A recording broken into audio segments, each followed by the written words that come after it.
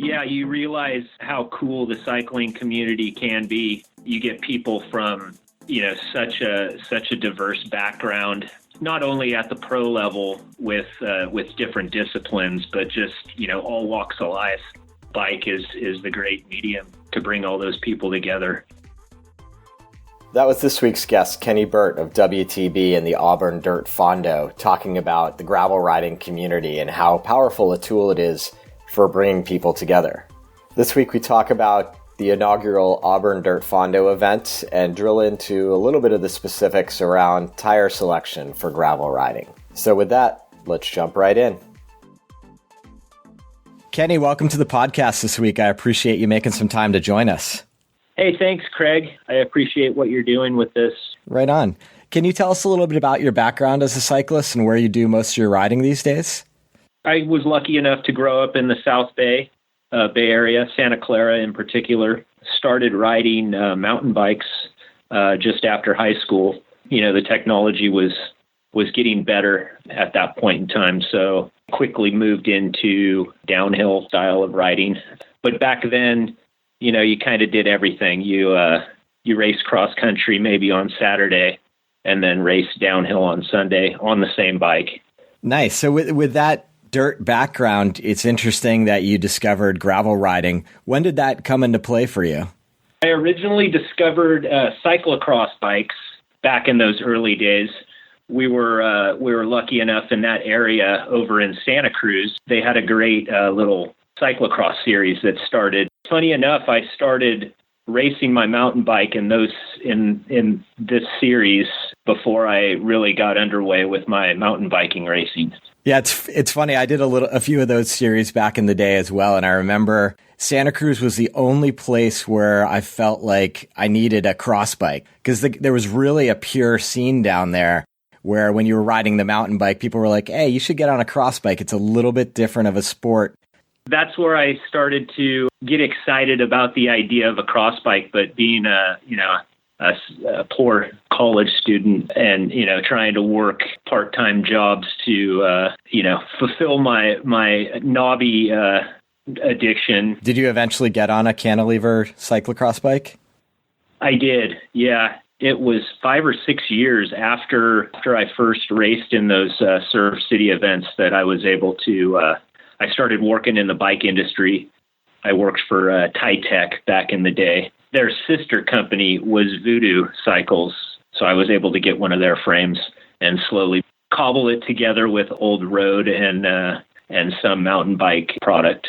Yeah, it's interesting. I think a lot of us in the gravel scene started out with cyclocross bikes many years ago, and at least for me, I found I was, with a mountain bike background, I was overriding the cyclocross bike, and with the cantilever brakes and tubed tires, I would flat all the time. And ultimately I ended up selling off all my cyclocross gear just because I was frustrated it wasn't capable of doing the type of riding I envisioned for it.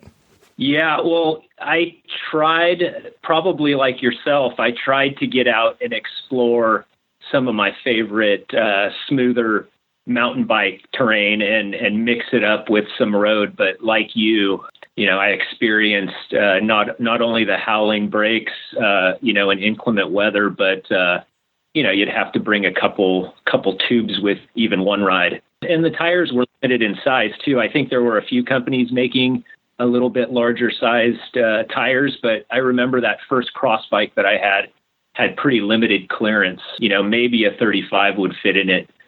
So drilling into equipment a little bit more, I know from your experience working with WTB, you know a lot about tires.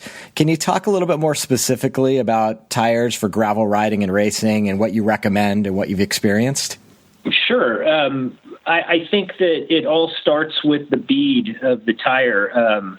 You hear mountain bikers and now road cyclists talking about tubeless compatibility. And I think starting with the bead of the tire and how it interfaces with the rim, you can either be very safe or risk what we call burping or dislodging the tire and losing air pressure.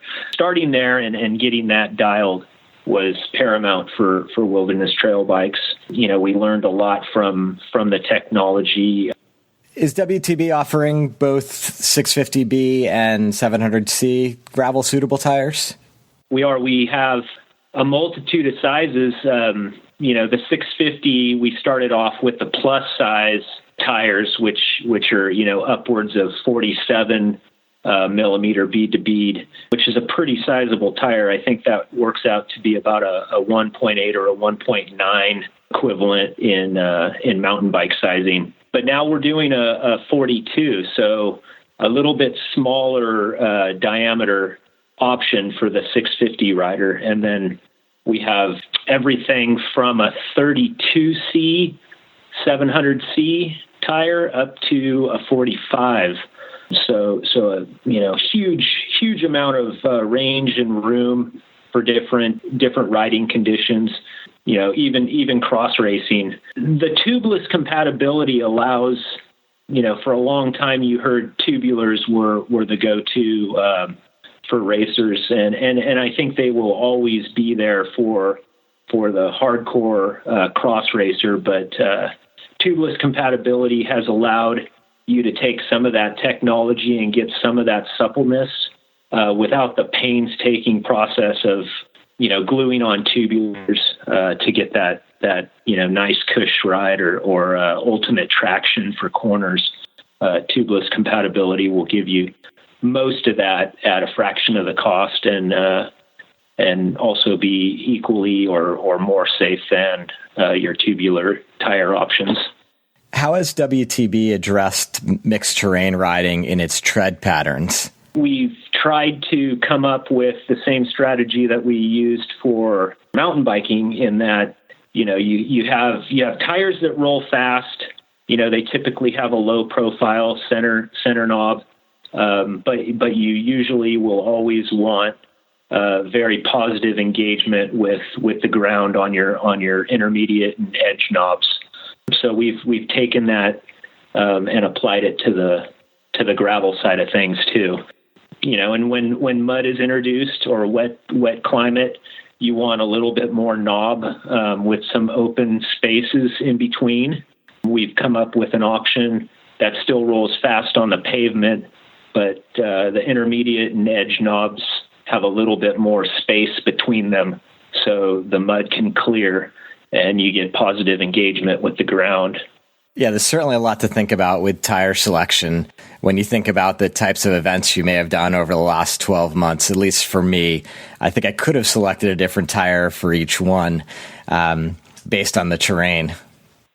I think that's the beauty of gravel riding. I mean, typically, if you've road raced or have done a Fondo or something, or if you go to the other side to talk about mountain biking, you very rarely look back at your equipment and wonder what you could have done better there. It's usually, the training aspect. And with gravel, you almost always come up with a few things that you could have done different with your equipment, whether it's, bigger, tougher tires for the rougher sections of the course, or lower profile, sleeker, lighter tires for the road segments, or the smoother fire road dirt sections. You're always kind of analyzing and going back. And yeah, I always tend towards the fatter rubber just because I'm out there for an adventure, but I often look longingly at some guy with 700C narrow tires cranking up a hill on his super lightweight bike. But at the same token, I know payback's going to be a bitch, and I'm going to be ripping by him with my 650B 1.9s on all the descents. It is one of those fascinating parts about gravel riding, and it makes it a lot of fun. And I think you sort of look over with a wink, knowing that at a certain point, your equipment's going to be superior to someone else's and vice versa.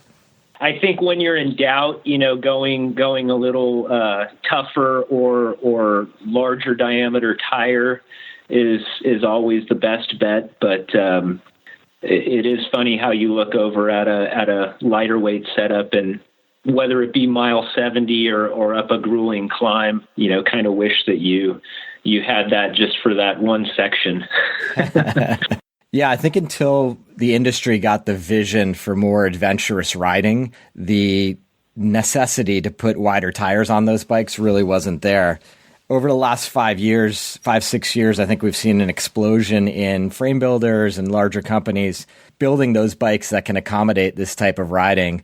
Was there a particular bike in your quiver that really kind of opened your eyes to what that ideal adventure bike would look like? Absolutely. So fast forward probably 5 or 6 years ago, I purchased an Ibis Hockaloogie, their first model with disc brakes, and quickly got tubeless ready, tubeless compatible tires in around the 40C size. That was tipping point for me. I was able to, go farther, longer with no mechanicals and superior braking. Allowed me to go back and retrace my roots and ride some of the stuff that I enjoyed on a mountain bike while doing it on the cross or gravel bike. Yeah, it's interesting. I think the type of equipment we're riding these days, it's subtly different, but in really powerful performance ways. And it's almost confusing to my friends who don't ride gravel on these type of bikes to understand how much terrain is opened up, whether it's just being able to ride slightly more technical terrain because of the wider tires or creating these mixed terrain loops. So I'm curious, have you been an advocate in your friend group around gravel cycling, and what's been the response as you started to get more excited about it? Absolutely. Yeah, they, your hardcore mountain bike or road friends typically will make fun of you, but usually it's getting them out on a bike that is equipped with the technology we're talking about, the tubeless ready tires, lower pressures on those tires, and then also disc brakes. I think once they get on a machine like that, they realize the potential. That's really, I think that's the gateway. Yeah, exactly. I think until they've given it a try, as you said, and opened up sort of a big loop that wasn't possible on a pure mountain bike, that and trying out some of these new events that are cropping up, I think has been huge, because the community element of the gravel riding and racing community, I think, is just unmatched in other disciplines right now. Can you talk a little bit about how the community has come into play for you in gravel riding? Yeah, so I guess it was close to a decade ago, I started going out and riding the Grasshopper series, which is probably one of the first adventure bike events that I was ever privy to.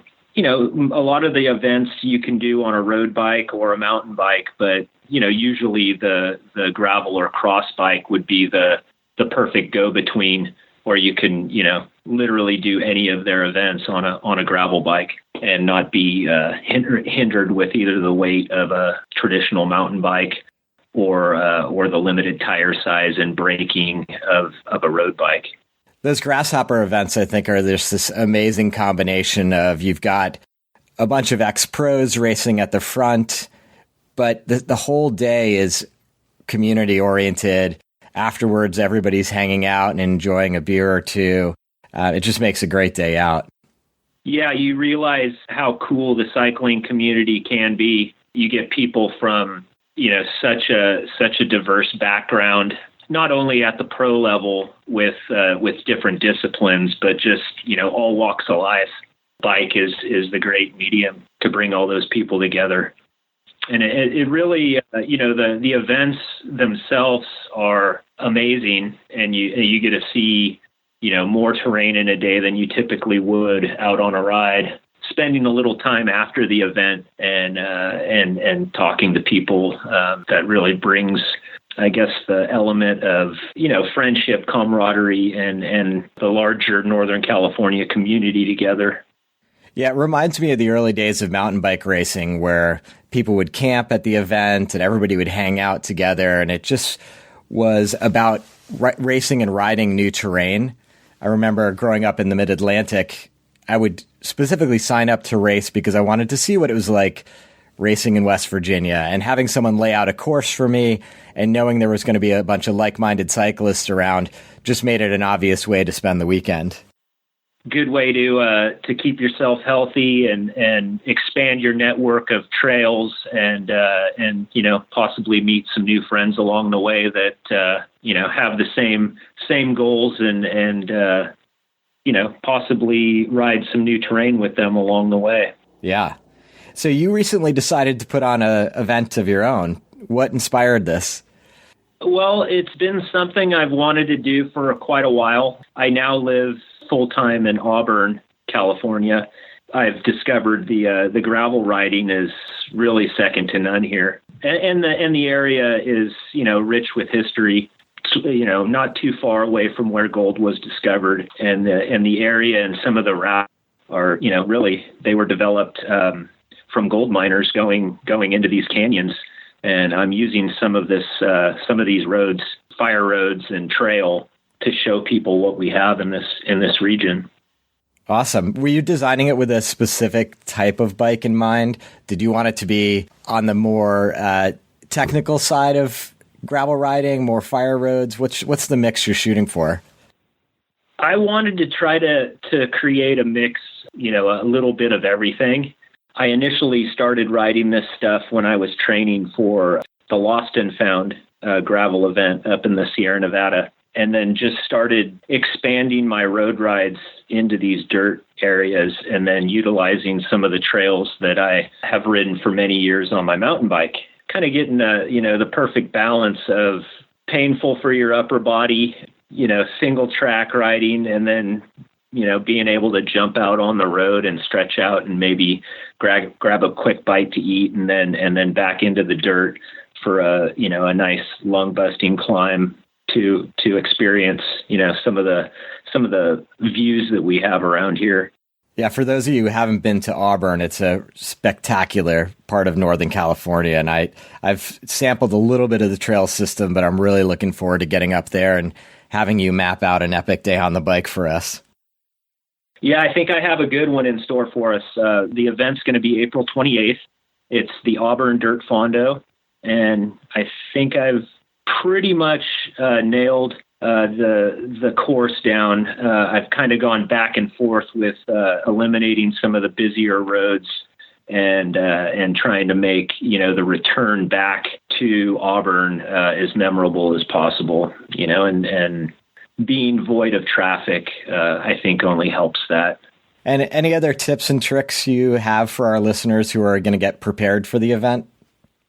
Yeah, I would say if usually tires are a part of your bike that's in question, and I would say, typically the bigger the better, but you can run a little bit faster rolling tire for this event, depending on what the weather throws at us. Usually April is beautiful here.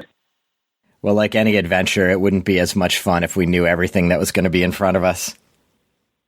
Absolutely. A little bit of tacky dirt and some mud would only benefit the event. I'll get the registration information into the show notes when we publish and make sure everybody knows how to get in touch with you and register for the event. Excellent. I appreciate that. So you mentioned a few other gravel events that you've done. Are there a few that stand out that you'd like to recommend to our listeners? Well, definitely the Lost and Found. They also put on Grinduro, which is a fun new event, kind of a little different format. I really like the Lost and Found because it's 100 miles of terrain that you typically wouldn't get to. That sounds great. Is it a particularly fast course?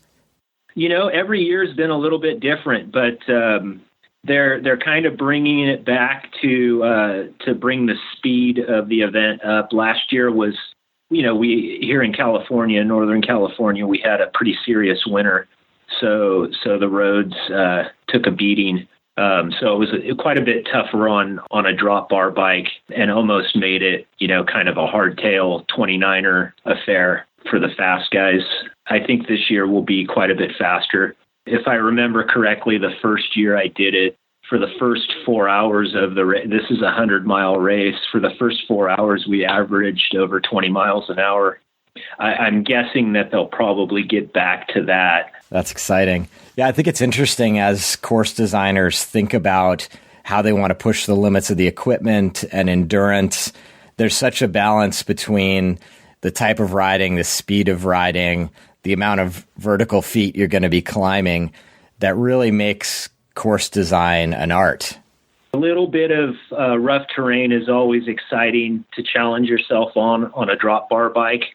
But if you get miles on end of rough terrain, it could be, fairly abusive on your upper body. So it's kind of nice to have, maybe a little spattering of that. But when the speed's high and you're utilizing, broken pavement and fire roads with a little single track mixed in, I think that's a pretty good mix. The sport has a lot of different opportunities in it for athletes, and I think it's diverging a little bit. You've got these big ultra endurance events that are more akin to the 100-mile mountain bike races that were popular, like Leadville 100 or 24-hour racing. And on the other side of the spectrum, you've got these shorter, punchier, faster races that are emerging. Do you have any thoughts on which direction you see the sport going, or do you think it has room for all these types of events? I think that there's enough room for all these types of events.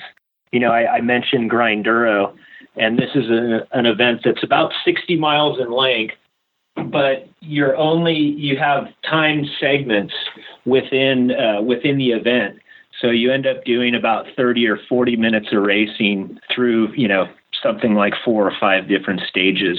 So it allows you to go full gas if you want to through the time sections, but hang back with your friends or your wife or your girlfriend, or vice versa, them wait for you. And, talk about the stages coming up, the stages prior. It kind of really, builds that camaraderie. I really did enjoy the Grinduro format for exactly the reasons you described. I'm curious if more companies and event producers are going to start going that route to really enforce the idea that we're a community, and riding with your friends can mean riding with slower friends as well as faster friends. Yeah, I think, these type of events, as well as, the event that I'm putting on, just doing an epic ride that, if you want to race it, you can, or if you want to, put in some hard efforts on climbs or whatever, but then wait for your friend. Yeah. And at the end of the day, at the Auburn Dirt Fondo, are we going to have a barbecue or some other type of festival atmosphere? Absolutely. We're going to be starting and finishing from Moonraker Brewing Company. We're lucky enough here to start and finish from there and pretty much jump right on trail. And then we take off on our day and get up into the Sierra foothills and Sierra Mountain. Pretty fortunate to be able to start and finish there. We'll have a food truck and probably some live music as well. Well, that sounds awesome. I appreciate all the time today talking to us. The Auburn Dirt Fondo on April 28th should be on everybody's bucket list for this year. Thanks again, Kenny. Oh, no problem. Thanks for having me on your podcast, and I appreciate your time.